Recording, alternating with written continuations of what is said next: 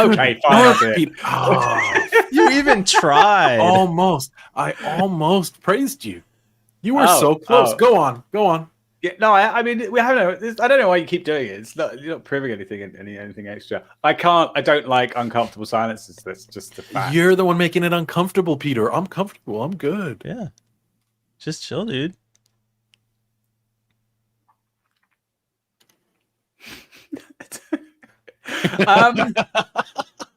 Welcome to today's episode. I'm just gonna start the show. I'll take it up. That's it. Yeah. Just starting. Okay. Well, that's good. Good intro. Yeah.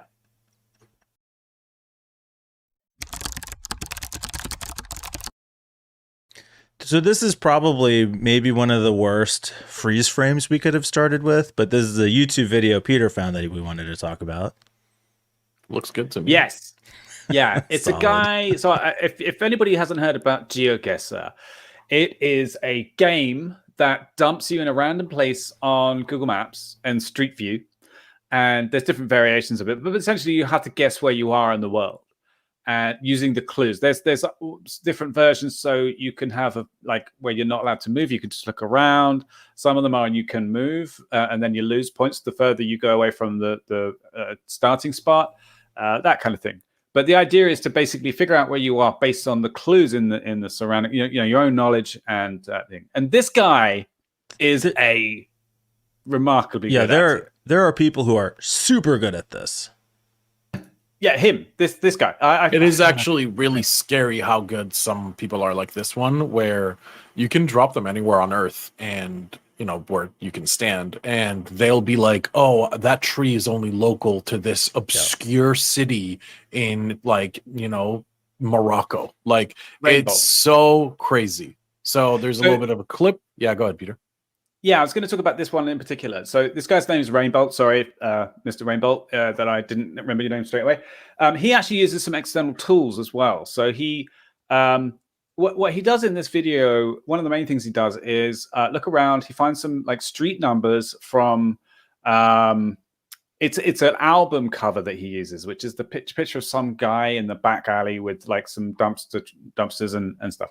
He finds some street numbers. He kind of guesses the area based on the band's hometown, and then he uses a tool to be able to find streets in their hometown with consecutive numbers that match the ones that he saw, and then kind of checks them out manually. And you can see here that he's got a little bit of a code area where he's using that tool. Yeah, I saw another one where a guy has people send them pictures of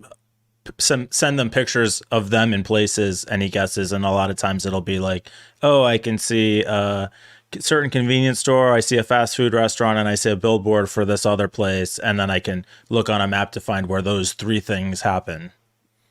Yeah. So this is like utilizing a tool. He gives other examples of times when, other sort of clues you can get. But like, it's such a fascinating example. It's 6 minutes long. We'll put a link in the description below for anybody who wants to check it out, which I highly recommend you do, because it's such a great example of using tools for OSINT research.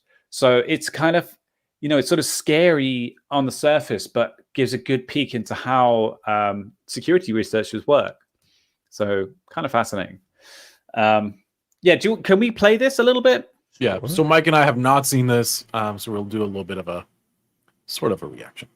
Nodes. Luckily, there's not too many, so it's basically just manually going through here, right? And just looking at all of them. And so the good thing about Overfast Turbo is that you can literally click and there's coordinates right here. It tells you like everything about it too, or what they know about that. And you can go through to Google Maps and paste and change the coordinates a bit, and it should take you right to the coordinates. But we can see here that we have a ton on kind of like this right here. So what I'm going to do here is I'm going to zoom in. I'm just going to go through and place my pin on 1948. But the big thing to remember too is like, oh, we go in 1948 and we're like, wow, this is boring. Yeah, it's a lot of manual search. But the thing to remember too is that we want to go into the alleys and not the front, because this is, we can tell from the photo this is going to be the back of a house. That's the album cover. Things like that make sense, right? So that obviously wasn't it. The alley wasn't it. So we're just going to keep looking for 1948, 1948, 1948. Okay, there's one here by Richmond Drive. If you look right here, you can also see like this resembles a shed from the image as well with the basketball goal. So I'm pretty confident in this, and yeah.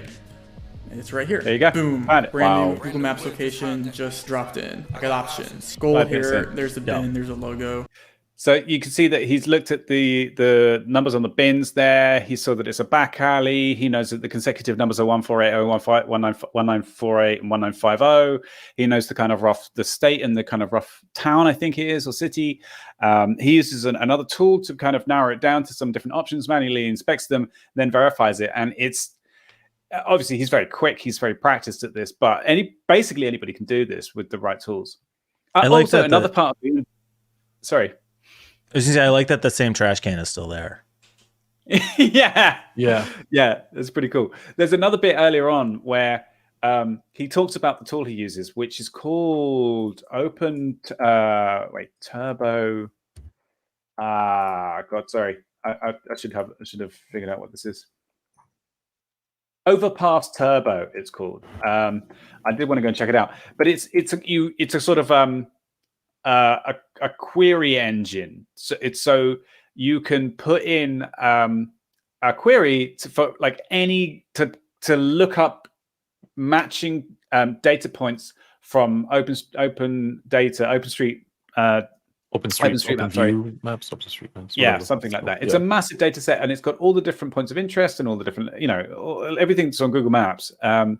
And the tool itself lets you query it, but he uses ChatGPT to create a query for him. So you don't even know how to use the tool properly. He said, yeah, I know how to do this. And he gave the query that he came up with. But he's like, yeah, but you don't have to know how this works. I just went to ChatGPT and typed in, I need to find all the places in this town that have consecutive numbers. And then boom, there it is.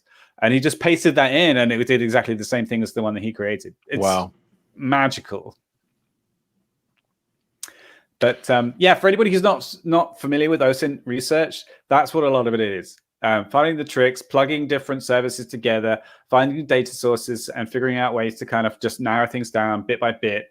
And And then by the time you mix in like social media, we had done that video a couple months ago with Not Con Jr. on TikTok, which is totally awesome. Everybody should be on TikTok, where people kind of dare her to unmask them on TikTok.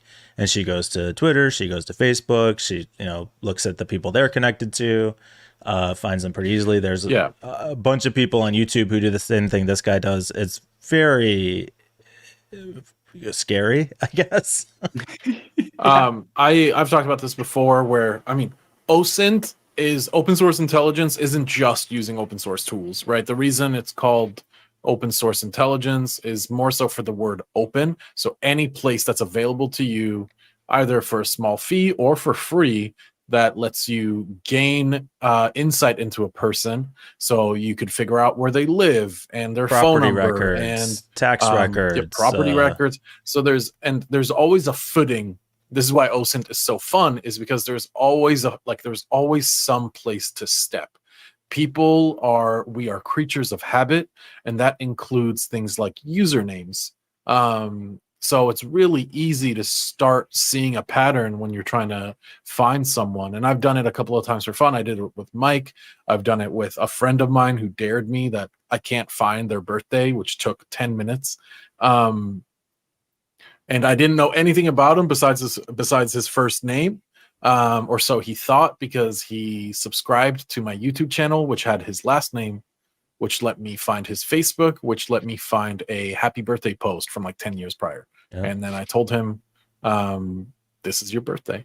And then same thing with Mike, is just I knew his full name, and it was like 2 minutes using free tools to figure out, what his address is and his phone number. So it's really scary, but also really powerful if you ever need it.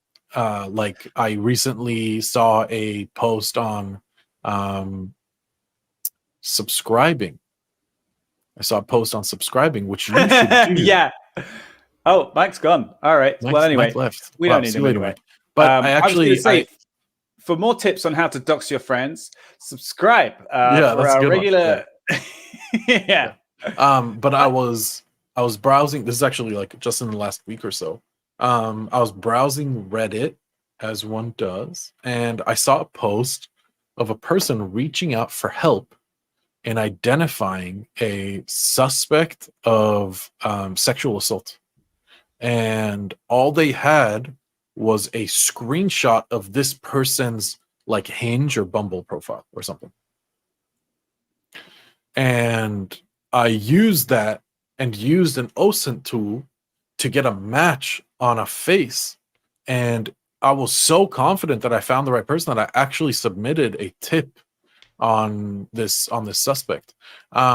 So like this is one way that you could do good work is there is online communities filled to help people with issues like this, because a lot of the times the police department don't have a technological division or a like digital forensics or digital investigations division, and they're underfunded, and you can do some really good work out there. Just one last little thing I want to mention about this guy, because I checked out his channel later on. Is he did apparently a lot of people say that he should be working for the CIA and stuff. So he went to the CIA's website and actually tried their tests that they have to say, hey, should you work for the CIA? Can you solve this test? And there's one of the ones he did, which was like, it showed an image. It was just a computer generated image, the 3D kind of type thing. And what do they call it? Isometric view. And it said, what time of day is this? Or what is happening at the moment? It gave you a multiple selection. And he got them all right, but he explained it as he was going along. And like, you could tell the time of day from the angle of the sun. You could say that there was a celebration happening the next day because one of the roads was closed off. You could, and he kind of like noticed all these little elements of the picture and figured things out that way. And it made me think about working for the government and doing this kind of thing as kind of like for your country. And I think really the only difference is that they just have better toys and more data. That's it. There's no real fundamental difference between OSINT research and, doing it with security clearance. Yeah. So, yeah. The only difference is you also get access to probably some crazy databases. And yeah. I think that would really up the game. But like beyond that, they're also all using similar tools than you are, right? Like that you are. It's not. I had a friend who was part of the I don't know if you guys have heard of Unit 8200 in Israel, part of the IDF. Yeah. It's the elite Haxor unit, and I heard that all they do really is just, at least the low-level analysts, is they hack other soldiers' Facebook accounts. This could be a total lie, by the way, to see if they're lying about where they are and stuff like that. Like if they're actually sick when they claim that they're sick and not showing up for duty or whatever. So doesn't sound like a great use of resources, but okay. Well, I mean, or maybe they're like talking to someone they shouldn't be talking to, right? Like there's a lot of things that they could be on the lookout for, but that was just one example I was given. HR in the cyber department of the military. Yeah. And I bet you every military does this to an extent. Like they are, because you want to know who's right. Like what just happened with the person fleeing into North Korea, like the U.S. soldier who fled into North Korea. North Korea won't give them back now. Did you guys not hear about this? I did hear something about it. I already went. I didn't hear any update since then. Yeah, no, same. But like, obviously, the U.S. military would wanted to have known that this person was unstable or whatever. The selfie running across the DMZ. Yeah. Anyway, that's it. Strava. I'm sick of Mike's. I'm sick of Mike's bullshit. We're cutting it.